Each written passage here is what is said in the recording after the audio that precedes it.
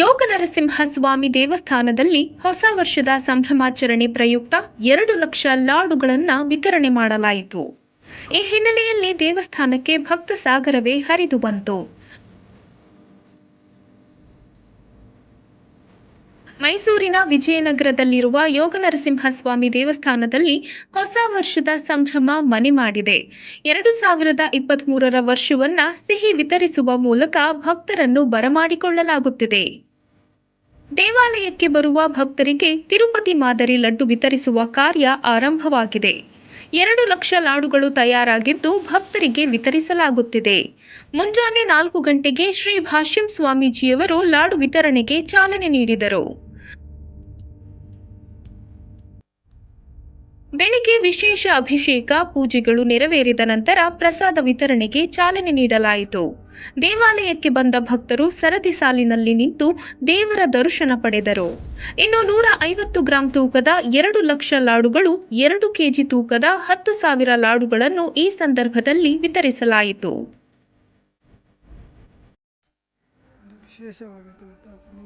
ನೋಡಿದರೆ ಪ್ರಾತಃ ಕಾಲ ಪ್ರತಿ ವರ್ಷವೂ ಕೂಡ ಅನುಚಾನ ಪರಂಪರೆಯ ಮೇರೆಗೆ ಧಾರ್ಮಿಕ ವಿಧಿವಿಧಾನಗಳನ್ನು ನೆರವೇರಿಸಿ ಮಲಯಪ್ಪ ಸ್ವಾಮಿಯವರಿಗೆ ಪ್ರಾಕಾರ ಉತ್ಸವವನ್ನು ನೆರವೇರಿಸಿ ಸ್ವರ್ಣ ಪುಷ್ಪಾರ್ಚನೆ ನೆರವೇರಿಸಿ 4 ದಿವ್ಯ ದೇಶಗಳಿಂದ ಬಂದಿರತಕ್ಕಂಥ ಪುಷ್ಪಗಳನ್ನು ಧರಿಸಿ ವಿಶೇಷವಾಗಿರ್ತಕ್ಕಂಥ ಸುವರ್ಣ ಪುಷ್ಪವಾಗಿರ್ತಕ್ಕಂಥ ಸಹಸ್ರನಾಮಾಲೆಯನ್ನು ಧರಿಸಿ ವಿಧಿವಿಧಾನಗಳನ್ನು ಮುಗಿಸಿ ಶಾಸ್ತ್ರೋಕ್ತವಾಗಿರ್ತಕ್ಕಂಥ ಧನುರ್ಮಾಸದ ಪೂಜೆಯನ್ನು ಕೂಡ ಮುಗಿಸಿ ಪ್ರಾತಃ ಕಾಲ 4 ಗಂಟೆಯಿಂದ ವಿಶ್ವಶಾಂತಿ ದ್ಯೋತಕವಾಗಿರ್ತಕ್ಕಂಥ ಮಂತ್ರಪಠಣದಿಂದ ಇವತ್ತು ಕಾರ್ಯಕ್ರಮವನ್ನು ಆರಂಭಿಸ್ತಾ ಇದ್ದೇವೆ.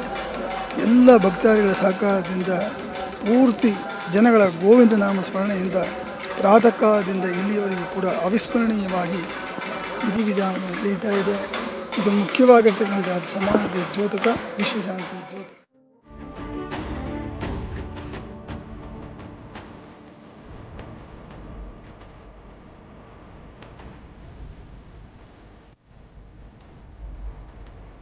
ನಾಡಿನ ಸಮಸ್ತ ಜನತೆಗೆ ಹೊಸ ವರ್ಷದ ಶುಭಾಶಯವನ್ನು ಕೋರುತ್ತಾ ಮೈಸೂರಿನ ವಿಜಯನಗರದ ಯೋಗ ನರಸಿಂಹಸ್ವಾಮಿ ದೇವಸ್ಥಾನದಲ್ಲಿ ಪರಮಪೂಜ್ಯ ಭಾಷ್ಯಂ ಸ್ವಾಮೀಜಿಯವರು ನೂತನ ವರ್ಷಾರಂಭದ ಪ್ರಯುಕ್ತ ದೇವಸ್ಥಾನಕ್ಕೆ ಆಗಮಿಸುವ ಎಲ್ಲ ಭಕ್ತಾದಿಗಳಿಗೆ ತಿರುಪತಿ ಮಾದರಿಯ ಲಡ್ಡು ಪ್ರಸಾದವನ್ನು 2 ಲಕ್ಷ ಲಡ್ಡು ಪ್ರಸಾದವನ್ನು ವಿತರಣಾ ಮಾಡಬೇಕು ಕಾರ್ಯಕ್ರಮವನ್ನು ದಿನಾಂಕ 1/1/2023 ಭಾನುವಾರ ಬೆಳಿಗ್ಗೆ 4 ಗಂಟೆಯಿಂದ ಅವರ ಅಮೃತ ಹಸ್ತದಿಂದ ಭಕ್ತಾದಿಗಳಿಗೆ ಪ್ರಸಾದವನ್ನು ವಿತರಣೆ ಮಾಡ್ತಾ ಇದ್ದಾರೆ.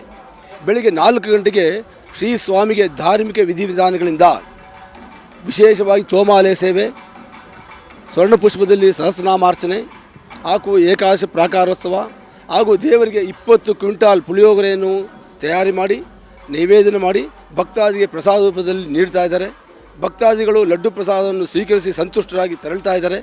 ಎಲ್ಲ ಭಕ್ತಾದಿಗಳು ಹೊಸ ವರ್ಷ ಹರ್ಷವನ್ನು ಉಂಟು ಮಾಡಲಿ, ಸುಖ ಸಂತೋಷ ನೆಮ್ಮದಿ ಐಶ್ವರ್ಯ ಆರೋಗ್ಯ ಎಲ್ಲವನ್ನು ಆ ಭಗವಂತ ಕರುಣಿಸಲಿ ಎಂದು ನಾನು ಪ್ರಾರ್ಥನೆ ಮಾಡ್ಕೊಳ್ತೀನಿ. ಈಗಾಗಲೇ 25,000ದಿಂದ 35,000 ಭಕ್ತಾದಿಗಳು ಲಡ್ಡುವನ್ನು ಪ್ರಸಾದವನ್ನು ಸ್ವೀಕರಿಸಿ ಸಂತುಷ್ಟರಾಗಿ ತೆರಳಿದ್ದಾರೆ. ಕೊರೋನಾ 4ನೇ ಅಲೆ ಹಿನ್ನೆಲೆಯಲ್ಲಿ ಕೇಂದ್ರ ಮತ್ತು ರಾಜ್ಯ ಸರ್ಕಾರಗಳು ಕೆಲವೊಂದು ಮಾರ್ಗಸೂಚಿ ನೀಡಿದ್ದಾರೆ. ಒಂದು, ಮಾಸ್ಕನ್ನು ಧರಿಸಬೇಕು ಭಕ್ತಾದಿಗಳು, ಮಾಸ್ಕನ್ನು ಧರಿಸಿ ದೇವಸ್ಥಾನಕ್ಕೆ ಪ್ರವೇಶ ಮಾಡಿ ಅಂತ ನಾನು ಪ್ರೆಸ್ ಮೀಟಲ್ಲಿ ಆವಾಗಲೇ ಹೇಳಿದ್ದೀನಿ. ಸಾಮಾಜಿಕ ಅಂತರವನ್ನು ಕಾಪಾಡಿ, ಸ್ಯಾನಿಟೈಸರ್ ಬಳಸಿ ಆರೋಗ್ಯವನ್ನು ಕಾಪಾಡಿಕೊಳ್ಳಿ. ಪರಮಪೂಜ್ಯ ಭಾಷ್ಯಂ ಸ್ವಾಮೀಜಿಯವರು ಬೆಳಿಗ್ಗೆಯಿಂದ ಎಲ್ಲ ಭಕ್ತಾದಿಗಳಿಗೂ ಮಾಸ್ಕನ್ನು ವಿತರಣೆ ಮಾಡಿದ್ದಾರೆ ಉಚಿತವಾಗಿ, ಯಾವುದೇ ತೊಂದರೆಯಿಲ್ಲ. ಅವರ ಆರೋಗ್ಯವನ್ನು ಕಾಪಾಡ್ಕೋಬೇಕು, ಅವರು ಸುಖ ಶಾಂತಿ ನೆಮ್ಮದಿಯಿಂದ ಬಾಳಬೇಕು.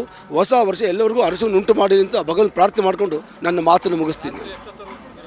ಬೆಳಿಗ್ಗೆ 4 ಗಂಟೆಗೆ ಪ್ರಾರಂಭವಾಗಿ ಮಧ್ಯರಾತ್ರಿ 12 ಗಂಟೆವರೆಗೂ ಅನವರತವಾಗಿ ಭಕ್ತಾದಿಗಳಿಗೆ ಲಡ್ಡು ಪ್ರಸಾದವನ್ನು ವಿತರಿಸಲಾಗುತ್ತದೆ.